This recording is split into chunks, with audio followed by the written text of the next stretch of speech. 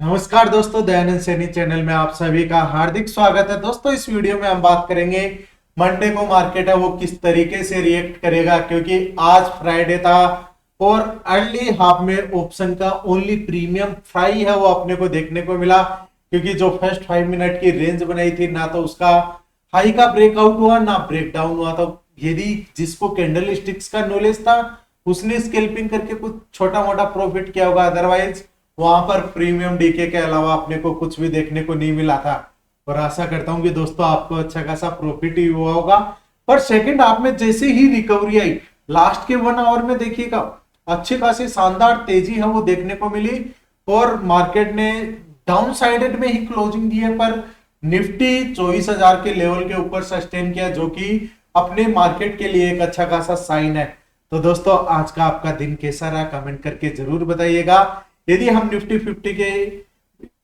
50 की बात करें तो आउट ऑफ 50 स्टॉक्स में 26 स्टॉक्स ने ग्रीन में क्लोजिंग दी है, वहीं 23 स्टॉक्स ने रेड में क्लोजिंग दी है, जिसमें आज टॉप गेनर बना हुआ था इटर्नल, भारतीय एयरटेल, पावर ग्रिड। और वहीं टॉप लूजर्स में आज कौन से सेक्टर था? आईटी सेक्टर है वो अपना पूरा का पूरा टॉप लूजर्स में बना हुआ था, जिसमें इंफोसिस, टीसीएस, टेक महिंद्रा, एचसीएल टेक है। यानी कि आईटी सेक्टर में आज पूरा का पूरा मार्केट में दबाव बना हुआ था। यदि बैंक निफ्टी की बात करें तो आउट ऑफ 14 स्टॉक्स में 5 स्टॉक्स ने ग्रीन में क्लोजिंग दी है, जिसको लीडिंग कौन कर रहा था? Only federal bank, AU bank, IDFC first bank. इनमें भी कोई अच्छी खासी तेजी नहीं देखने को मिली, ओनली अप्रोक्सीमेटली 1% के आसपास। वहीं लूजर्स में Canara bank, Kotak bank, PNB, ये सभी के सभी अपने को डाउन साइडेड में लेवल्स में देखने को मिल रहे थे।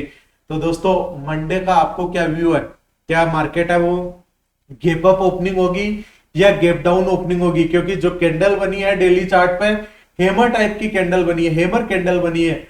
और यदि गैप अप ओपनिंग होती है, वहां से अपर की साइड का रुख करता है, तो फिर मार्केट में और इंट्राडे में पॉजिटिविटी है वो अपने को देखने को मिल सकती है।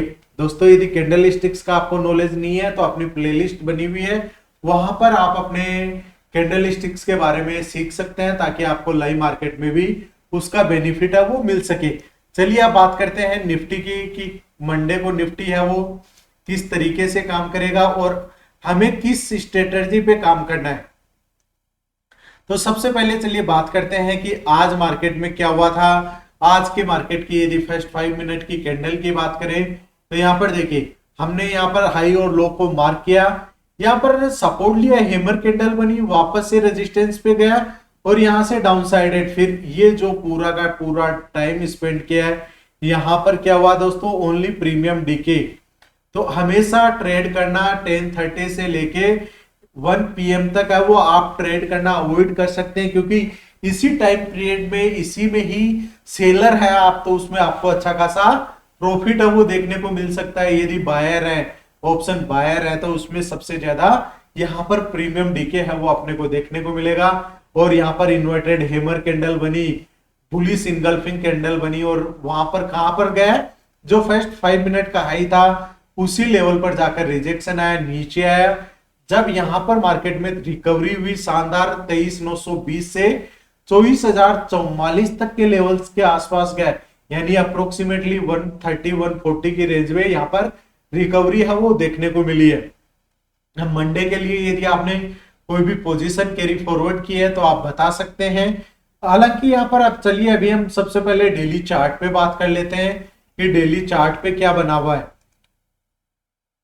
तो डेली चार्ट पे देखिए हेमर टाइप की कैंडल बनी है, यहां से जो यस्टरडे आई 24,176 का लेवल है वो वीकली एनालिसिस में अपना एज ए रेजिस्टेंस रहेगा, वहां से ब्रेकआउट होता है तो फिर निफ्टी में 24,407 का लेवल है वो रेजिस्टेंस की तरह काम करेगा। अभी मार्केट में वीकनेस है, जब तक 23,800 का लेवल ब्रेक डाउन करके सस्टेन नहीं करता तब तक वीकली एनालिसिस में अपने को कोई भी डाउन साइडेड का मूव है वो देखने को नहीं मिलेगा।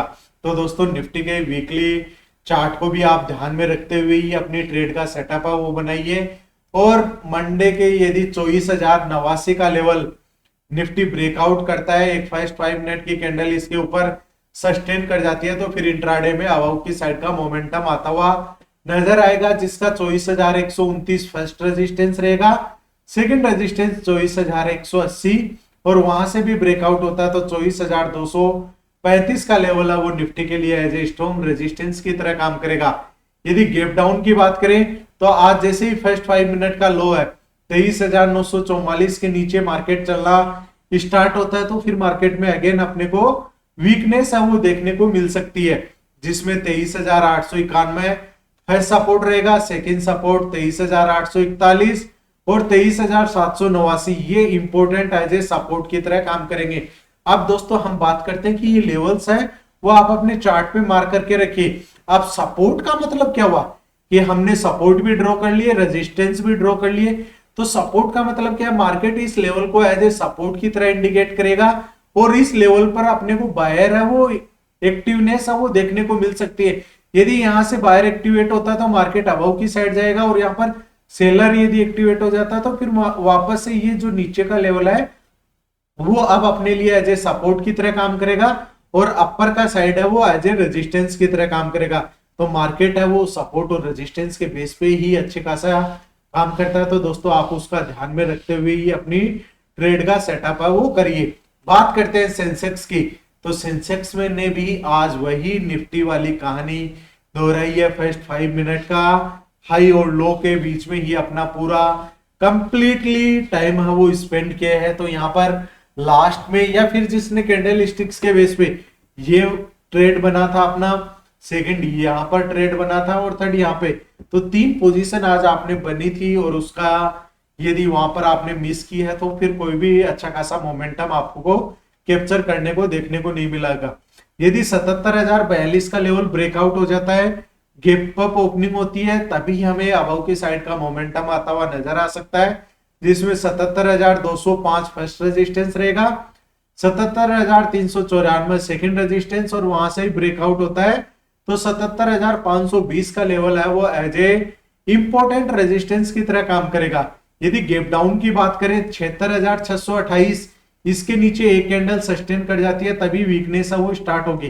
दोस्तों हमें अबव की साइड के मोमेंटम और डाउन साइडेड के मोमेंटम दोनों का एनालिसिस करना जरूरी है, क्योंकि मार्केट यदि किसी भी तरीके से रिवर्सल हो, क्योंकि अभी 2 डेज बचे हुए हैं, यदि 2 डेज में कोई भी बैड न्यूज आती है तो डाउन साइडेड मार्केट देखने को मिल सकता है और कोई अच्छी न्यूज आ जाती है तो अबव की साइड में देखने को मिल सकता है।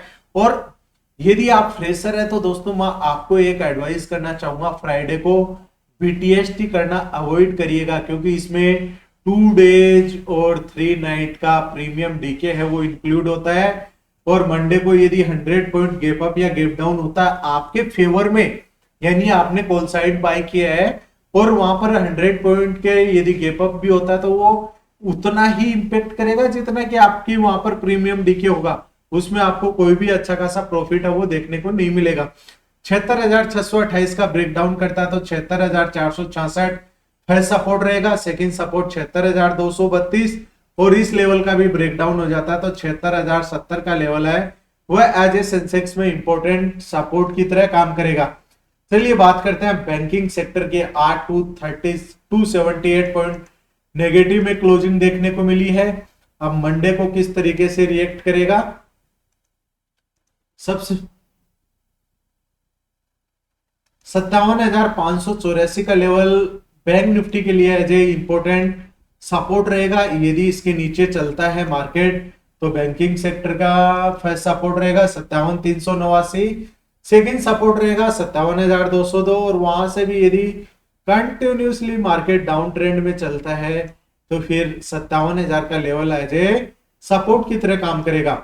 जब तक 57,857 का लेवल ब्रेकआउट नहीं हो, एक कैंडल सस्टेन नहीं हो, तब तक अबव के साइड का मोमेंटम आता हुआ नजर नहीं आएगा, जिसका फर्स्ट रेजिस्टेंस रहेगा 57,958 और वहां से ब्रेकआउट करता तो फिर 58,000 और 58 के बाद का जो इंपॉर्टेंट रेजिस्टेंस की तरह काम करेगा 58,229 का लेवल।